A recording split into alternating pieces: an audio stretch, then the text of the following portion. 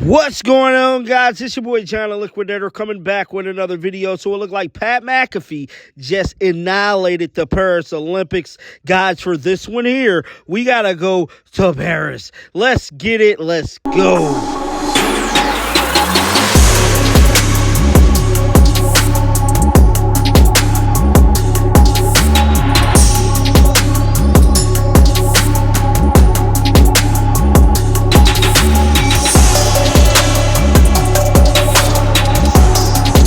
Just like we all predicted, this was not going to end well for the Paris Olympics. A lot of people has vowed to boycott this year's Olympics, and I'm here to tell you, Pat McAfee did not hold back when speaking about this boxing match that occurred earlier this morning in Paris.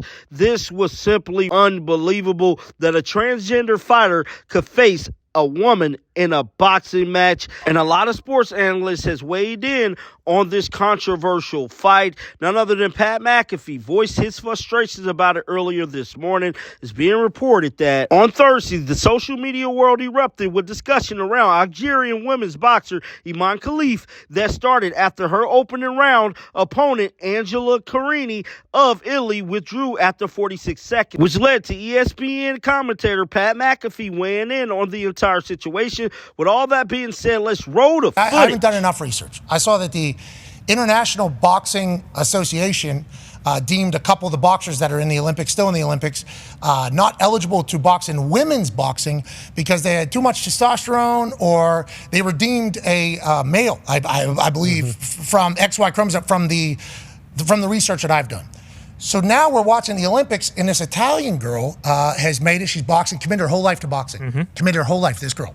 Her dad passed away, I do believe. Yeah, very recently. Very recently. I assume her and her dad I assume this is a big story.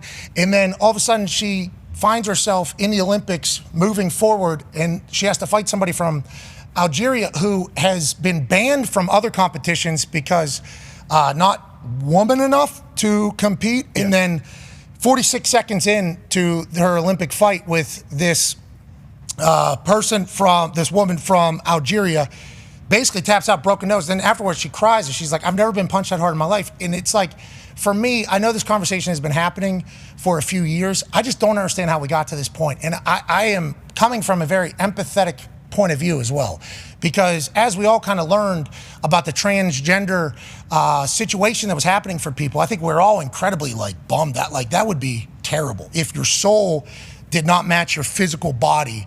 That would be quite a conflict every single day. I have no idea how that would test you in the morning. Every day you wake up, you're just not who you're supposed to be. I have a lot of empathy for that. But the soul being of a different sex of your physical body is something that people much smarter than me are gonna, have to talk about. But when it comes to sports, it's like the physical body, especially in these physical, is the one competing. So I think there should be some sort of conversation there, especially at very, very high levels, because whenever you're talking about Olympics and dreams and chasing, that girl bawling her eyes out from Italy, it's like, think about her entire life was committed, then she gets into a fight with somebody who physically is gonna be, more capable just throughout history than she even has the possibility of being. If you just look at a simple stat here, let's just do the swimming. Okay, here's the women's swimming gold medals times from this particular Olympics, and then the men's swimming gold medal times from this particular Olympics. And we're talking about the best in the world. There's a couple Olympic records in here. There's a couple world records in here. We're talking about the best of all time. The men's ones are faster. That is just natural. And there's a women's basketball, there's a women's golf tee, women's volleyball. The net is a little bit lower. These are things that have just been happening since, the beginning of sports. And then all of a sudden now the conversation has turned no, there is no difference. It's like, there is, especially at a very high level. And I just hope that the people who are much smarter than us can kind of sort through that. Because once again, a lot of empathy. Want you to live your absolute best life. But I have a daughter who is 15 months old. Happy anniversary to my lovely bride. I have a daughter who's 15 months old. And if she works her entire life, to get to a massive platform, to the biggest competition of all time, and then all of a sudden she has to take on that is unfair. And I know that it's not every woman in every male physical body. We're not talking about souls. We're talking about physical bodies are going to be better. But it's at those high level of competition, there is a clear advantage. There always has been. I assume there always will be. And I hope we get to a point where we can all agree on this, that like, hey, I think we all feel the same way about this. Once again, empathetic. Once again, do not appreciate that has been their lives being conflicted. But when it comes to sports, especially like at the Olympic level, or at the NCAA championship level, or at professional level, it's like, hey, there's people that will abuse the empathy in lieu of competition and take advantage of the entire situation. Don't rule that out of the picture. But also, we need to figure out how that can all work going forward, because we want everybody to be happy, want everybody to compete, but also we need some fairness. And there's no reason that we should be seeing, a potential male physical body punching, like that is just, growing up, that's like the worst thing that you could possibly do. And now it's like we've gotten to a point where it's like, well, is it? It is. Like if that girl from Italy was to inject testosterone into herself, which would make her more like a male physical body, she would be banned. She would be banned. That's what they would... Maybe not. That's what they would be testing for. Yeah. It's like, that's what they test for. And then it's a very obviously interesting subject because of how new it is. And I know Riley Gaines has been very much in the forefront because she comes in second to a swimmer who competed in the men's college and then comes into the women's one. And that's all. And I haven't looked into it enough, but this Olympics thing that happened with the Italian, like it's sad. Like this is a very sad situation.